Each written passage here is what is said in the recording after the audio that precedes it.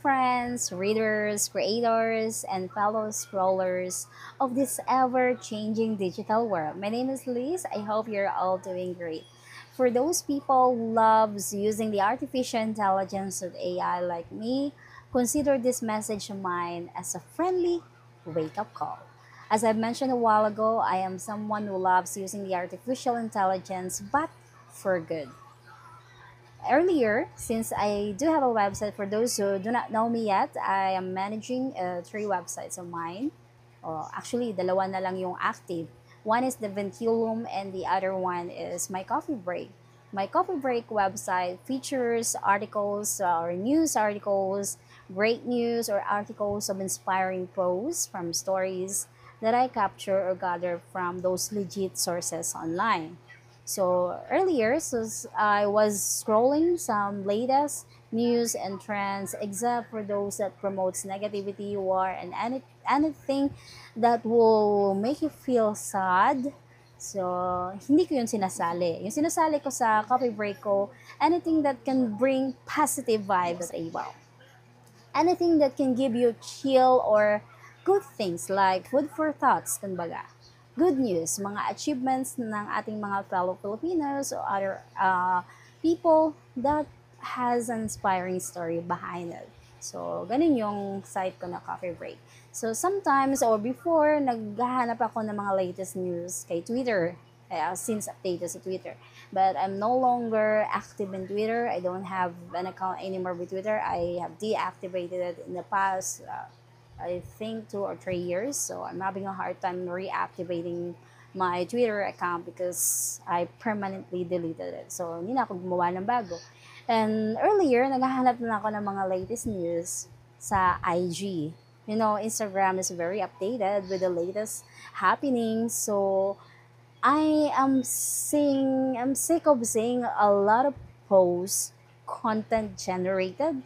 So, hindi mo na alam kung alin yung totoo, alin ba yung paniniwalaan mo. So, imagine kung tayo nga na updated tayo sa technology, oftentimes nalilito pa tayo. So, how much more those elderly people, those who are hindi naman lumaki sa technology. So, late na nilang natutunan yung pag-browse-browse ng social media or kasi noon, we all know the fact that before, we are gathering or we are hearing news from the TV, news channels. So, wala pa yung, hindi pa masyadong uso yung internet, yung social media, Facebook, Instagram, or any other digital platforms, hindi pa uso. And as well as yung physical newspaper. So, legit na source of information yan ng mga latest happenings from sports, news, entertainment, showbiz, even sa mga puzzles, may mga entertainment na part pa yung mga puzzles and comics sa mga malalaking mga dyaryo like Manila Bulletin, Philippine Daily Inquirer, so we used to buy those. Pero dahil meron na tayong internet, so doon na lang tayo naghahanap ng mga news. So minsan nasa website naman yon, meron naman sila mga FB page na legit na accompanied sa kanilang physical paper na nagre-reflect kung ano yung binabalita sa TV, yung pinapublish sa newspaper, ganun din pinapost niya sa legit site nila. But since ang social media is becoming one of the most updated, kung sa chika pa, ito yung pinaka-updated sa balita. Kasi pati yung mga news, nandun na rin sa social media. Yun nga lang, mixed with the spices of technology, AI, so yung mga I could say that it's incredibly great ang paggawa ng content. So, kaya na niyang gumawa ng mag-generate ng bagong images, even animals that can talk and speak. I was fascinated of that. But if do you use it for good, that's great. That's incredibly amazing. Pero kung sa mga you are looking for uh, totoong balita, totoong happenings, mga factual information na hindi mo na mahanap kasi natatabunan ng mga AI-generated content. Even sa YouTube, marami na mga videos na upload na AI-generated yung mga images na ginagamit. So, una, okay lang, it's fun, it's entertaining. But if you're looking for truth that you would like to feature sa site mo, nalilito ka na. So, how much more ang elderly people or mga parents natin or older than me, older than 30s, I'm already 30s, so older than 30s, let's say 40s and up, or those who are not tuned into technology, hindi masyadong magamit ng social media. So, paano nila malalaman yung totoo sa hindi totoo kung hindi nila bubusisiin yung kumbaga sa term, in Tagalog term, bubusisiin yung video, tama ba to, mag-cross-check pa sila, ganito, ganon. So, it will take time and they would need to have someone to verify if the news that they have seen or watched or have read from the social media platform na yan ay totoo. Okay, so consider this message of mine as a friendly wake-up call. Why? Because I have mentioned I'm not against with AI, so I've been featuring that in my previous videos. You know that for those who are following my posts since. I love AI. So since I have content, I use AI to help manage my content optimize for SEO. So for those writers, those bloggers who have their own website, you know what SEO means.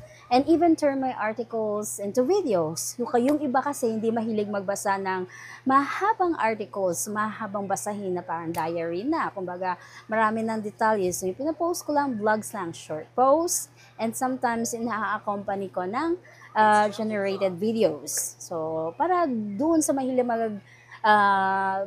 mag-watch ng videos instead of reading text, then they can be updated as well. So, kumbaga dalawang mode, merong video and articles, or sometimes audio na lang. So, I have been creating content long before this monetization thing came into the picture. So, I am improving my skills since then, upgrading my tech or the tools that I'm using. You have seen that in my previous posts. I updated my tools and sticking to what I love. I am someone who loves creating educational content, inspiring content for my coffee break and other things. And I'm not actually earning it. But the point is, I am learning and I think I'm doing using the tools right.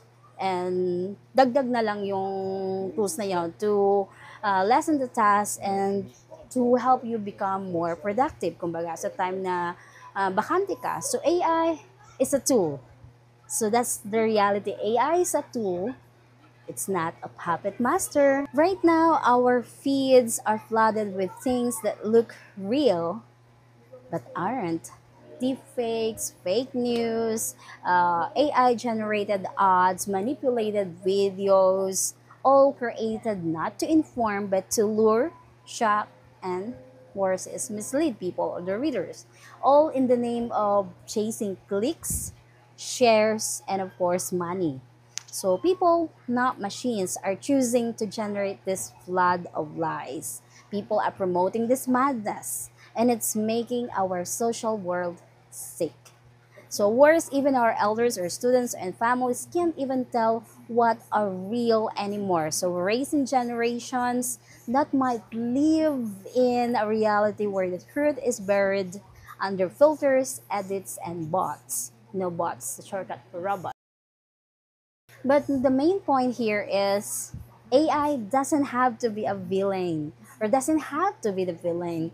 It can be the amplifier of our best intentions. AI can help a young blogger write better, for instance. AI can help a young blogger write better, for instance. It can even help teachers like me make learning more creative and accessible. It can support small creators who don't have big teams. They want to do it alone. It can give voice to those who want to create content for the good even when they are not earning yet. So here's the truth. AI doesn't create bad content. We do. AI can't fake a smile unless we tell it to do. AI can't deceive someone unless someone prompts it to deceive. You know, there is an AI text prompt. We humans are putting that or typing that prompts for the system, or AI is machine generated with a lot of instructions, or Meron siya nakaprogram na algorithms to follow a set of instructions based on the text we input on the input field. So tayo ang naglalagay ng text, tayo ang nag-uutos sa machine kung ano ang gusto nating i-generate na content. So hindi siya gumagawa ng bad content. Nakakagawa siya ng undesirable content or nakakapag-generate siya ng maling information because of the people using it for their own monetization, to chase clicks. That's the worst thing. Kasi na-patronize natin yung mga kakaiba, yung nakakatawa, pero misleading information. Okay naman yun for entertainment. Masaya yun. But if you are looking for truth or dinadivert mo na ang katotohanan sa papunta doon sa maling balita or maling information, you're putting images and making things happen which actually didn't even exist. O, pinagsasama mo yung dalawang tao sa picture na hindi naman totoo. Nakakagawa ka ng misunderstanding, for instance, no? Or you're copying people's images onto the body of someone else, into the image, and make it move or do anything that you would like it. And sad to say, kahit pa picture ang may-ari ng picture, they can't do anything. Only the one who uploaded the pictures or videos can delete it or have control over it. So my point is, if AI can generate incredibly almost real content, how much more kapag ginamit mo siya sa magandang content? So don't chase for monetization. Don't chase for more likes, more shares, more earnings, more views. I know may money ng earnings niya sa kabila ng maraming videos, maraming views, maraming shares and like o sikat na content. But think of it, para lang siyang gamit na nauso lang minsan pagkatapos nalaos na. So may kasabihan tayo, yung mabilis na sumisikat, madaling nalalaos. So tandaan nyo yun. Ito pa, isipin mo, imagine a social world full of honest content, creative storytelling, educational breakthroughs, and meaningful connections. Di ba maganda yon? We can still shift the narrative, whether you're a beginner or a pro, earning or just starting. You are also a creator. And you get to decide whether your content heals or harms. And let's make the internet a space that teaches, uplifts, inspires, and empowers, not confuses, manipulates, or drain us. We don't need a fake world. We need a brave one. So prompt with a purpose, create with conscience, use AI for good. The future will thank you for it. My name is Melissa. I hope you learned a lot for this message. Just comment your message, or if you have any questions about it, and if you like the message of my video, you can just share it. Thank you and have a good one. Bye.